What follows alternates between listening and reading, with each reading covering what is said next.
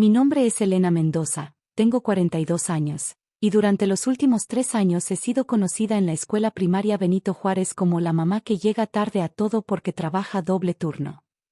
Lo que nadie sabe es que esos turnos dobles son sesiones de doctorado en Harvard, conferencias internacionales sobre pedagogía innovadora, y consultoría para ministerios de educación de 6 países diferentes.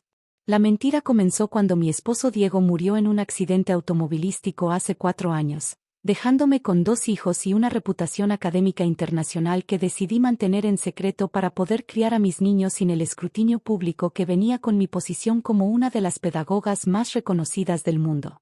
«¿Otra vez llegas tarde, Elena?», me preguntó Sandra, la secretaria de la escuela, mientras firmaba el registro de visitantes con manos que aún temblaban ligeramente por el vuelo nocturno desde Boston. «Sí, lo siento. El trabajo se extendió más de lo esperado», murmuré, ajustándome la blusa arrugada que había usado durante la presentación de mi nueva metodología de enseñanza ante el Consejo Educativo de Massachusetts apenas 12 horas antes. Sandra me miró con esa mezcla de lástima y ligera condescendencia que había llegado a conocer tan bien. «Debe ser muy difícil mantener esos empleos. ¿Todavía trabajas en la fábrica y limpiando oficinas?» «Algo así», respondí, recordando cómo había descrito vagamente mis ausencias cuando llegué por primera vez a esta escuela. Era más fácil dejar que la gente asumiera que mis horarios irregulares se debían a trabajos de supervivencia que explicar que dirigía un departamento de investigación pedagógica en una de las universidades más prestigiosas del mundo. El salón de juntas de la escuela olía a café recalentado y marcadores permanentes. Las sillas estaban dispuestas en un círculo perfecto, y ya podía ver a las familias más prominentes ocupando los asientos de adelante.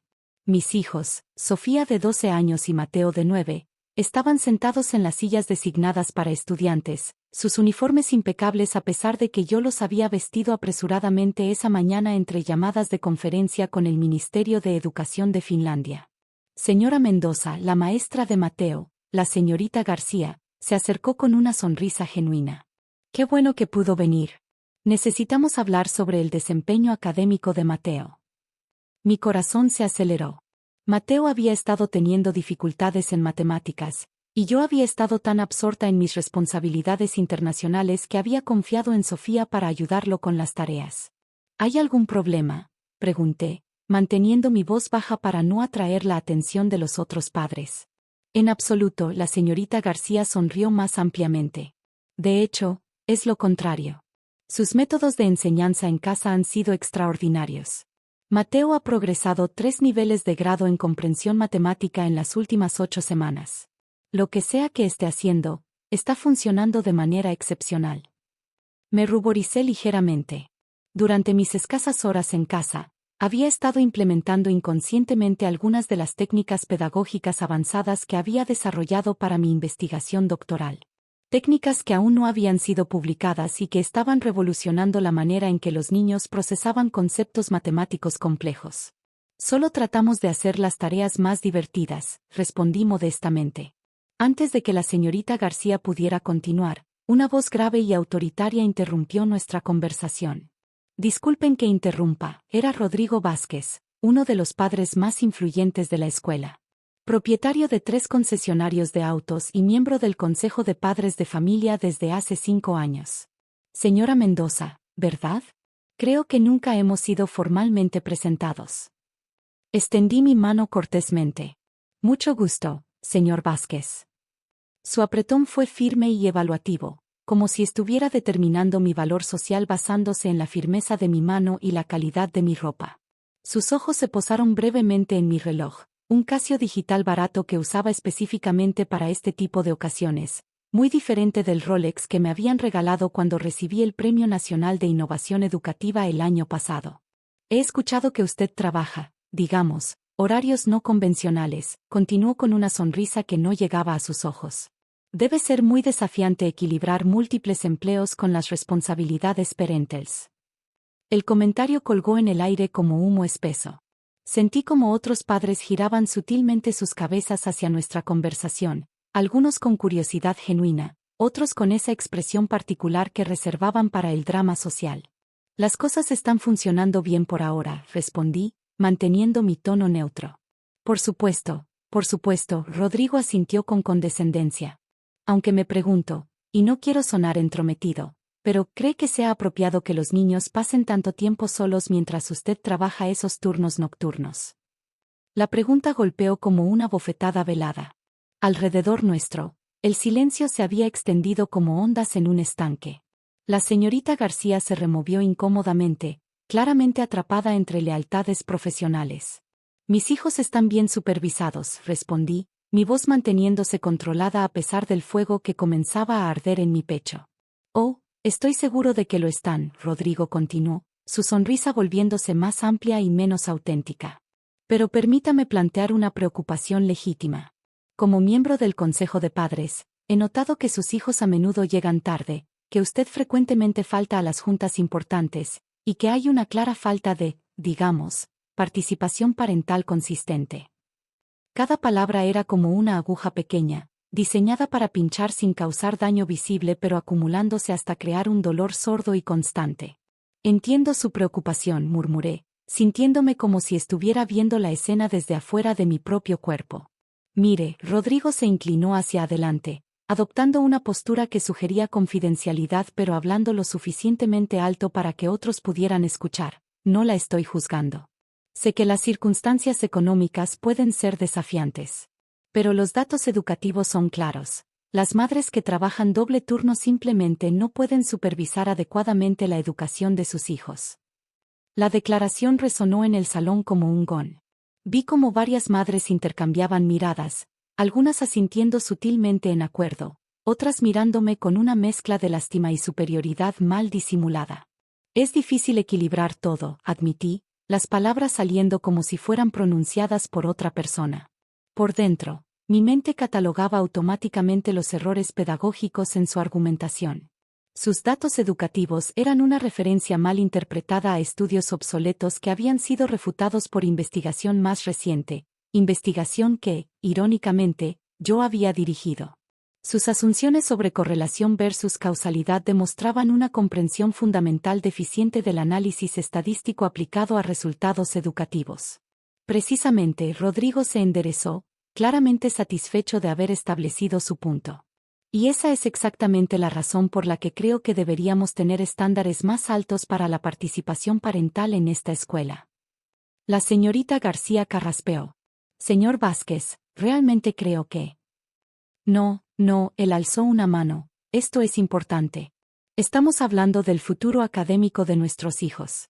Como padres responsables, tenemos la obligación de asegurar que todos los estudiantes reciban el apoyo adecuado en casa. Se giró hacia mí con una expresión que fingía ser paternal.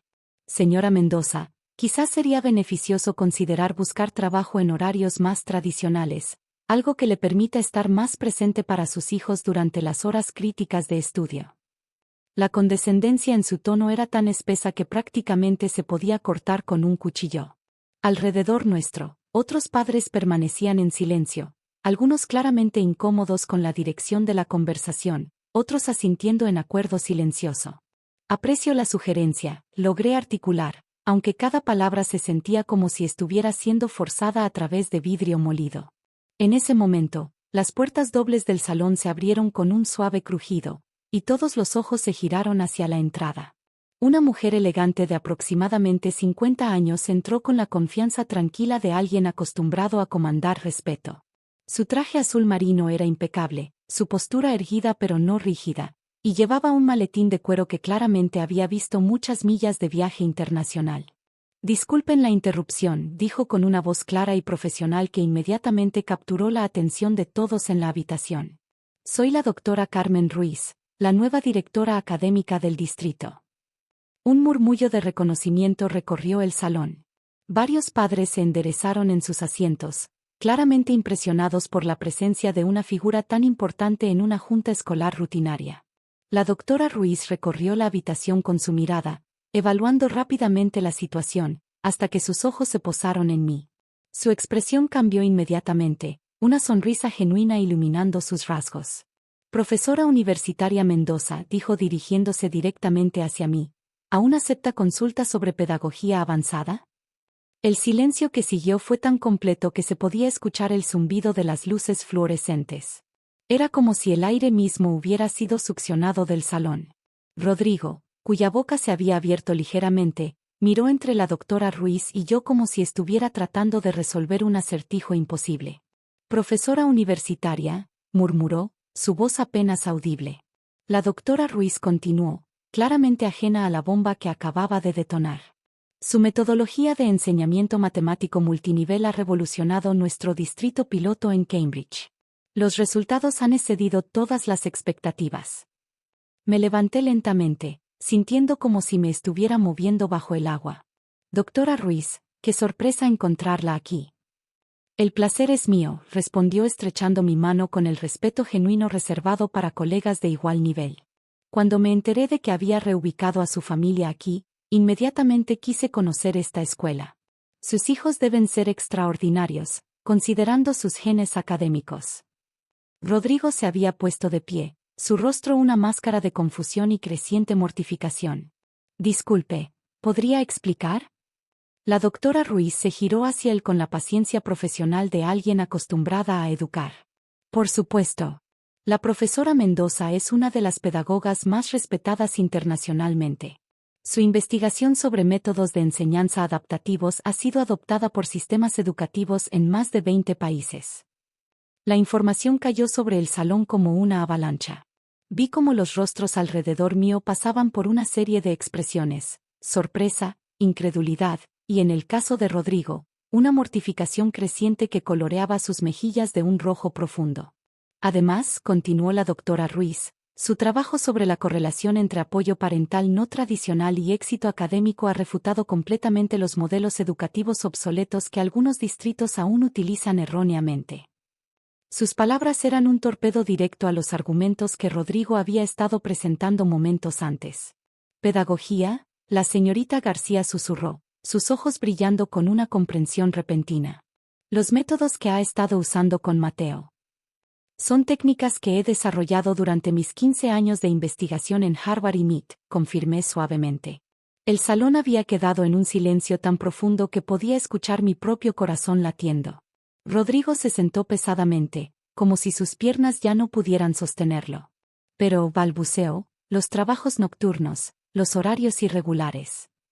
Conferencias internacionales, sesiones de consultoría con ministerios de educación, y clases de doctorado que dicto en universidades de todo el mundo, expliqué con la misma calma que había mantenido durante su ataque anterior. La doctora Ruiz asintió approvingly. La profesora Mendoza ha sido particularmente solicitada desde la publicación de su último libro sobre metodologías de enseñanza post-pandemia. Entiendo que ha estado viajando extensivamente. Es correcto, confirmé. Aunque siempre priorizo estar presente para los momentos importantes de mis hijos. Miré directamente a Rodrigo, quien había palidecido considerablemente. Como esta junta, por ejemplo. La señorita García se aclaró la garganta. Profesora Mendoza, esto explica muchísimo sobre el progreso excepcional de Mateo. Sus técnicas han sido extraordinarias. Profesora, otra madre, la señora López, se inclinó hacia adelante con curiosidad genuina. ¿Usted es la Elena Mendoza que escribió Revolucionando el aula del siglo XXI? Culpable, sonreí suavemente. Dios mío, la señora López se llevó las manos al pecho. Ese libro cambió completamente la manera en que ayudo a mi hija con las tareas. Es usted increíble. Los murmullos comenzaron a extenderse por el salón como ondas expandiéndose. Padres que momentos antes me habían mirado con lástima o condescendencia ahora me observaban con una mezcla de respeto y asombro. Profesora, Rodrigo finalmente logró articular, su voz notablemente más suave que antes. Yo no sabía, es decir, no estaba al tanto de. No hay problema, respondí con genuina tranquilidad. Las apariencias pueden ser engañosas. La doctora Ruiz intervino nuevamente. De hecho, hay una razón específica por la que quería hablar con usted hoy, profesora Mendoza. El distrito está implementando un nuevo programa de excelencia académica, y nos gustaría que considerara dirigir el desarrollo curricular. La oferta resonó en el salón como un anuncio oficial. Era una posición que fácilmente pagaría más que todos los empleos de supervivencia que estos padres imaginaban que yo tenía, combinados y multiplicados por 10. Es una oportunidad intrigante, respondí diplomáticamente. Tendría que revisar mi agenda actual de compromisos internacionales. Por supuesto, la doctora Ruiz asintió. Entendemos que su tiempo es extraordinariamente valioso. Durante los siguientes 30 minutos, me encontré rodeada de padres que querían disculparse por malentendidos previos, solicitar consejos educativos para sus hijos, y expresar admiración por mi trabajo. Era como si hubiera cruzado a través de un portal hacia una realidad completamente diferente. Rodrigo permaneció sentado en su silla, observando la transformación de la dinámica social desde la distancia.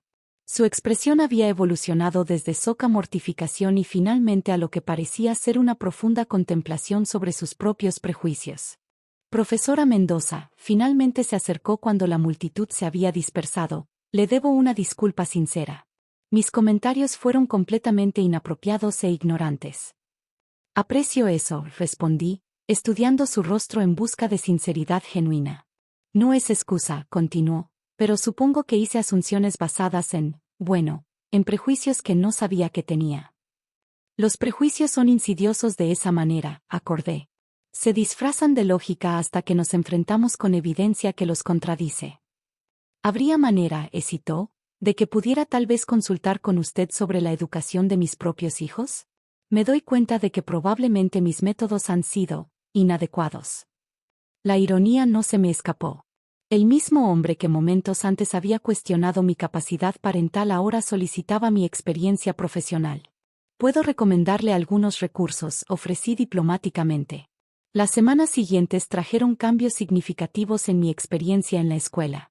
La noticia de mi identidad profesional se había extendido rápidamente, y de repente me encontré siendo consultada sobre políticas educativas del distrito, invitada a presentar en conferencias locales, y solicitada para entrevistas con medios educativos. Más importante, la actitud hacia mis hijos cambió notablemente.